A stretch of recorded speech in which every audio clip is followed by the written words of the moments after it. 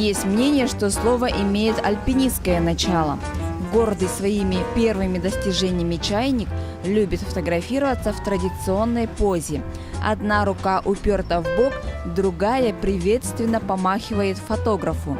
При этом силуэт туриста напоминает чайник с ручкой на боку, а шапочка с помпоном изображает ручку на его крышке. Следующий вариант говорит, что железный чайник – это вещь непрактичная для похода. В рюкзаке неудобно, а обгоревший на костре еще и пачкается. Поэтому чайник ехал привязанный снаружи рюкзака или в руке начинающего путешественника.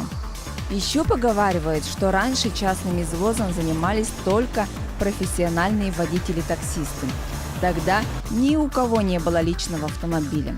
Потом, когда массово стали появляться машины у частных владельцев, тогда они тоже стали подрабатывать подвозом.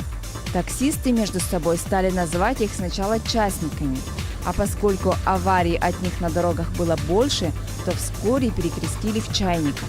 Вот такие основные варианты происхождения прозвища «чайник». Всем зеленого цвета!